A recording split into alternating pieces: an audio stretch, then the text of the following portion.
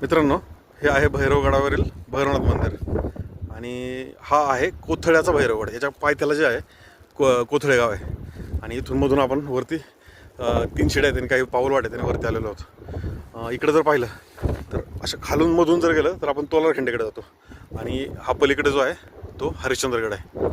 तर तोलारखिंडीतून म्हणजे आपण चढून वरती हरिश्चंद्रकडे जाऊ शकतो. अशी म्हणजे हरिश्चंद्रगडाला इथून वाट आहे आणि वातावरण जर बघितलं तर खूप मस्त वातावरण आहे त्याचं. एक समोर एक म्हणजे दीपस्तंभ आहे, पाण्याचा टाका याचे ओव्हरफ्लो झालं आहे आणि हे भैरवनाथाचं छोटंसं मंदिर.